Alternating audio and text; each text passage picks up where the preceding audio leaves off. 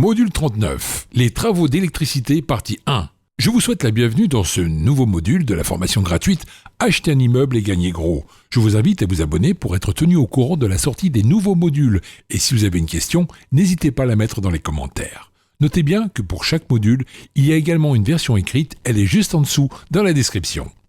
Nous parlerons dans ce module de travaux d'électricité, de tout ce qui est les matériaux et le consuel. Nous rentrerons en détail afin que vous puissiez comprendre tout ce qu'il faut savoir dans ce domaine. Les différents matériaux.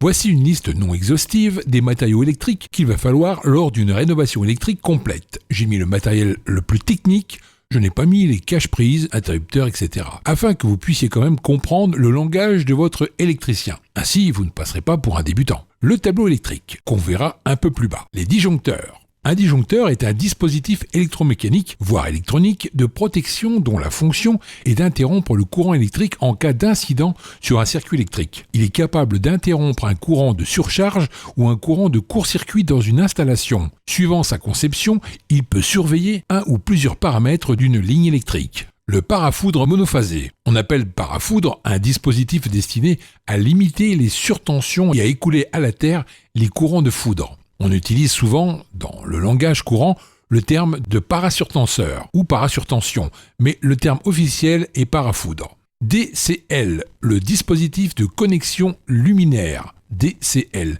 permet le raccordement des luminaires à un circuit électrique. Il s'agit d'une véritable prise électrique d'un format réduit. Prise.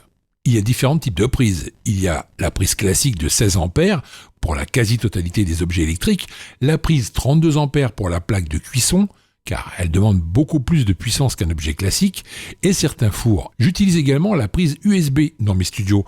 C'est super pour les étudiants. Ils peuvent charger leur téléphone facilement. Il y a également la prise TV et la prise RJ45 pour la box.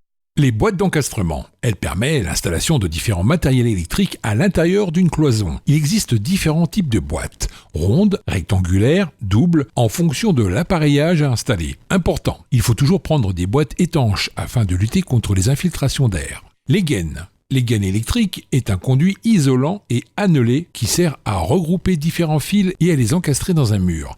Présentée sous forme de couronne, elle se taille à la dimension souhaitée. Les électrodes. Je ferai un module complet sur tout ce qui est les électrodes, radiateurs, VMC. Il manque sûrement des éléments, mais au moins vous connaissez une grande partie du matériel électrique nécessaire pour une réno. Ainsi, vous saurez lire le devis de votre artisan. Le tableau électrique. Souvent confondu avec le compteur électrique, le tableau électrique est une sorte de boîtier où le coffret où s'imbrique tout un ensemble de fils électriques. Il est souvent disposé à l'entrée de l'appartement où il représente l'organe central de toute l'installation électrique. Mais à quoi sert un tableau électrique ? Il regroupe les circuits électriques et en accueille les organes de sécurité et de protection. La taille du coffret diffère en fonction de l'importance de l'installation. On trouvera un petit coffret d'1 ou 2 lignes pour un studio contre un coffret de plusieurs lignes pour une maison. Afin de respecter la législation en vigueur, le tableau électrique doit obligatoirement être situé entre 1 mètre et 1,50 m au-dessus du sol, fini. En outre, chaque circuit doit être repéré au tableau afin d'identifier rapidement quelle fonction il remplit. Il est impératif de le mettre à l'intérieur afin que le locataire puisse couper l'électricité générale depuis son logement. Dans tous les cas, vous n'avez pas besoin de tout savoir en détail sur le tableau électrique, sachant que c'est votre électricien qui le posera et qui installera tous les disjoncteurs. Mais il est important quand même de le savoir quand même. Les marques à utiliser et à ne pas utiliser. Il y a 2 marques haut de gamme qui sont loin devant. Il y a la marque Legrand, qui est le leader mondial incontesté au niveau de la qualité des matériaux avec un CA de 5,5 milliards en 2017. C'est une marque française créée en 1860. Sa longévité prouve la qualité des produits de la marque. Parlez à n'importe quel électricien, il vous dira que la marque numéro 1 est Legrand. En choisissant cette marque, il n'y aura jamais de souci. Par contre, le prix est le point noir de cette marque. Elle coûte environ 30% plus cher que la marque numéro 2 du marché, Schneider. Pour ma résidence principale, je pourrais prendre Legrand, mais pour de la rénovation, je choisis Schneider. La deuxième marque est donc Schneider. Cette société réalise un CA supérieur à Legrand, mais elle a plusieurs activités. Pas seulement vendre du matériel électrique. Créée en 1871, cette marque est également française. Elle n'a pu approuver son sérieux également. Il y a encore 15 ans, Legrand était utilisé pour presque tous les électriciens. Désormais, la marque Schneider est de plus en plus plébiscitée par les investisseurs car la qualité est similaire à Legrand, mais beaucoup moins cher. Les prix de Legrand ne sont pas justifiables par rapport à la qualité de son concurrent Schneider. Ils ont une image de marque tellement importante qu'ils se permettent de mettre des prix encore très hauts. Personnellement, je n'utilise que la marque Schneider depuis des années et je n'ai eu aucun souci. Je la recommande. Il y a quand même des marques de moyenne gamme qui peuvent être utilisées, comme les marques Ager ou Siemens, qui sont toutes les deux des marques allemandes. Les sociétés allemandes sont quand même reconnues pour leur savoir-faire et la qualité de leurs matériaux. Je n'ai pas assez de recul pour donner des avis sur ces deux marques, car je ne les ai jamais utilisées. Mais leur défaut, c'est qu'elles ont beaucoup moins d'expérience sur les produits électriques, car elles sont beaucoup plus récentes que les deux sociétés françaises. Vous savez qu'elles existent, maintenant, je ne vous conseille pas de les utiliser, car la différence de prix avec Schneider est assez ridicule. Quelques centimes ou dizaines de centimes séparent souvent les produits similaires entre les deux marques. Autant partir sur du haut de gamme directement et être sûr de ne jamais avoir de soucis, plutôt que d'économiser quelques dizaines d'euros sur votre chantier. Pour l'électricité, on ne rigole pas. Ne jamais prendre de marque premier prix ou de marque inconnue. Certes, le matériel vendu en France est aux normes, mais vaut mieux partir sur du haut de gamme. Le produit premier prix durera beaucoup moins longtemps que du Schneider. Avec du matériel électrique de la marque Legrand ou Schneider, vous êtes assuré de n'avoir aucun souci pendant 15 ans au moins. Je ne donnerai pas de nom de marque, mais par exemple, tout ce qui est vendu dans les grandes surfaces de bricolage, mais avec leur marque distributeur, je ne les conseille pas. Évidemment, ces marques sont aux normes, c'est une obligation, mais on n'a pas de retour d'expérience assez importante pour se faire une idée. Après, il est évident que ce ne sont pas des produits qui vont prendre le feu, mais c'est surtout la solidité des prises par exemple. Quand on branche et quand on débranche des produits électriques sur une prise des centaines de fois, au bout d'un moment, la marque bas de gamme se détachera du mur, contrairement aux grandes marques qui ne bougent pas. Où acheter le matériel ?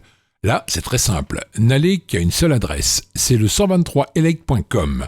Vous pourrez comparer sur d'autres sites en magasin chez des grossistes. 123elect sera moins cher dans 90% des cas. D'ailleurs, tous les électriciens avec qui j'ai parlé se fournissent chez 123elect. Vous pouvez y aller les yeux fermés. En tout cas, je n'ai pas trouvé moins cher. De plus, quand vous avez de gros chantiers comme le mien actuellement, il est possible d'avoir une remise supplémentaire sur les prix déjà très bas. Je crois que pour ma facture de plusieurs milliers d'euros, j'ai réussi à avoir 3-4% supplémentaires. C'est toujours ça de prix. Sachez que dans toutes les grandes surfaces de bricolage style Castorama, Leroy Merlin, Brico Dépôt, dans une moindre mesure, vous vous faites arnaquer sur tout ce qui est produit électrique. Les prix sont en moyenne 2 à 3 fois plus chers. Je vous invite à comparer, vous serez étonné. Notez, dans tous les domaines, mais surtout pour l'électricité, ne jamais acheter des luminaires prises spot sur des sites chinois. Comme AliExpress ou Wish, les produits sont très rarement aux normes françaises ou européennes. Il faut savoir qu'apposer une norme française à un produit coûte plusieurs milliers d'euros. Les grossistes chinois s'en passent très facilement, alors même qu'ils écrivent la mention NF ou CE sur le produit sans autorisation. Ne pas faire n'importe quoi avec un produit électrique. Le coût du matériel. Je ne vais pas détailler le coût TTC de chaque matériau, vous pouvez le voir directement sur 123elect. Mais pour vous donner une idée globale, on va faire par catégorie de produits. Tout ce qui est prise, 16 A, TV, RJ45, 32 A, cache prise, sortie de câble, boîte d'encastrement, interrupteur. En comptant pour chaque logement studio de 25 m², on part sur une grosse dizaine de prises, une prise TV, une prise RJ45, une prise 32 A, 2 ou 3 interrupteurs, quelques sorties de câbles pour radiateurs et sèche-serviettes, une vingtaine de boîtes d'encastrement, les DCL pour encastrer les luminaires et quelques détails. Il faudra compter environ 110 à 150 euros. Tout ce qui va être le tableau électrique avec les disjoncteurs, le parafoudre monophasé, le coffret de communication, il faudra compter environ 250 à 350 euros. Tout ce qui est gaine, câble, fil électrique et quelques détails, je ne mets pas chaque taille de câble et gaine car il y en a plusieurs types, de plusieurs tailles, mais votre électricien le saura. C'est son boulot. Entre 100 et 200 mètres de gaine avec les fils électriques à l'intérieur. Il faut compter environ 300 à 450 euros. Rappel, on parle ici quand même pour faire entièrement de A à Z l'électricité de l'appartement. Je vais désormais vous parler de la partie main-d'œuvre. Le prix de la pose est une vaste question. Beaucoup de facteurs peuvent rentrer en jeu. Par exemple, pour le même chantier, le prix peut être de 1 avec une entreprise et 2 avec une autre entreprise. Encore pire, si vous êtes à Paris ou dans une petite ville de province, les prix sont vraiment différents. Puis si c'est un auto-entrepreneur ou une grande société qui prend beaucoup de marge, le prix peut encore être différent. Néanmoins, pour que vous ayez de quoi vous reporter en cas de doute, on va dire que pour un studio, le prix de la pose peut varier de 1 400 euros à 2 800 euros.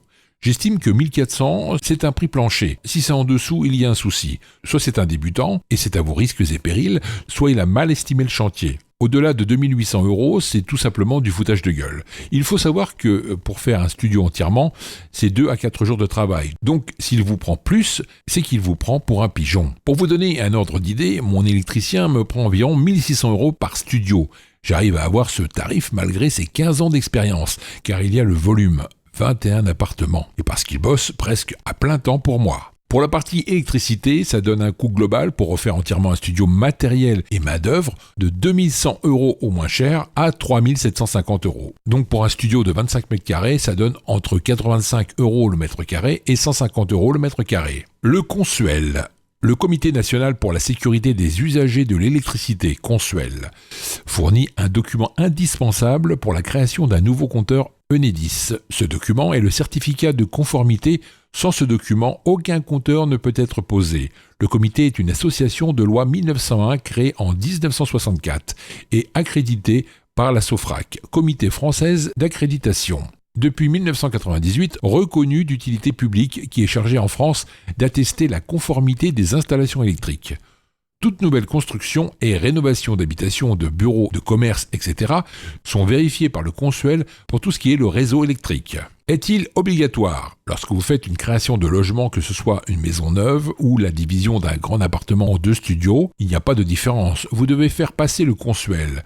Du moment où vous demandez la création d'un compteur Enedis, vous serez obligé de faire passer le Consuel pour qu'il contrôle toute votre installation électrique. Il faut savoir que jamais vous n'aurez de compteur Enedis si vous n'avez pas de certificat de conformité du Consuel indiquant que votre installation électrique est aux normes. Suite à des sinistres majeurs dans les années 1970, l'attestation de conformité des installations électriques est rendue obligatoire dans l'habitat neuf et dans tout type de construction nouvelle, tertiaire, industrielle, agricole, etc. Et tout ça par le décret du 14 décembre 1972. En 2001, ce dispositif est étendu aux rénovations des installations électriques avec mise hors tension et en 2010 aux installations de production, notamment photovoltaïques. Celui qui demande un rendez-vous avec le Consuel, c'est celui qui a installé l'électricité dans l'appartement. Si vous avez installé l'électricité, c'est vous qui demandez. Si c'est un électricien, c'est lui qui doit s'en occuper. C'est une obligation du Consuel pour des raisons de confidentialité. C'est à l'auteur des travaux de faire la demande sur le suivi du dossier. Sur le suivi du dossier, 2 cas de figure s'offrent à vous. Vous installez vous-même toute l'électricité dans les appartements. L'agent inspectera absolument toute l'installation électrique. Vous paierez le tarif non pro. Comme vous n'êtes pas un électricien pro, alors vous êtes susceptible de faire plus d'erreurs qu'un réel électricien. C'est pourquoi le Consuel vérifiera absolument tout. C'est donc une sécurité pour vous au final. Pour info, les sociétés civiles immobilières SCI ne sont pas des professionnels de l'électricité. Le tarif applicable est donc celui réservé aux non-professionnels. Vous êtes passé par un électricien pro, alors l'agent vérifiera environ 30% des installations électriques. Vous payerez le tarif pro. Pour être considéré comme pro par le Consuel, lors de sa première commande, il faudra envoyer par la poste accompagné d'un bon de commande et le règlement par chèque à l'ordre de Consuel plus d'un justificatif de ses activités telles que cabis, répertoire des métiers, assurance décennale, etc. Cette fois, c'est un pro qui a fait l'installation de votre réseau électrique. Il est donc beaucoup moins susceptible de faire une erreur qu'un amateur. C'est pourquoi seule une partie du travail est vérifiée. Les procédures de contrôle du Consuel. Le Consuel vérifie en gros la conformité de toute l'installation électrique par rapport à la norme NFC 1500. Voici les principaux points de contrôle que le Consuel va vérifier. Il y en a une dizaine. L'alimentation, câble, le respect des volumes et l'indice de protection dans la salle de bain, l'appareillage électrique, les minimums requis, les fixations sans griffe, la mise à la terre, résistance de la terre, mesure de la continuité, liaison équipotentielle, le tableau électrique, les différentiels, les disjoncteurs, tout ce qui est la présence des gaines et leurs emplacements, les circuits des prises, des lumières, plaques de cuisson, VMC, tests de produits d'éclairage, chauffage et volets roulants. L'obtention et coût du Consuel. Une fois que l'électricien détermine l'installation de toute l'électricité dans l'appartement, il doit remplir le formulaire d'attestation de conformité CERFA, qui est disponible en ligne sur le site du Consuel. il doit l'envoyer à la délégation régionale Consuel dont il dépend. Cette attestation doit être accompagnée d'un plan de situation dans l'hypothèse où l'adresse est imprécise et les coordonnées des autres entités ayant participé aux travaux d'électricité. Le Consuel traite le dossier et envoie un courrier avec la date et l'heure du passage de l'inspecteur. Un agent se déplace assez rapidement, en général 2 semaines de mon expérience. Cela peut être plus ou moins long en fonction des villes. À la suite de cette inspection minutieuse, l'agent du Consuel appose un visa sur le formulaire d'attestation de conformité si toute l'installation électrique est aux normes. Le certificat sera disponible sur le compte du bénéficiaire du Consuel. Il suffit de le télécharger, il sera au format PDF. Le tarif du Consuel varie selon plusieurs options, en fonction du format papier ou électronique, en fonction de la zone géographique, en fonction que vous soyez un pro de l'électricité ou un particulier. Vous trouverez les différents tarifs du Consuel ici, www.consuel.com. Votre électricien vous facturera le formulaire du Consuel.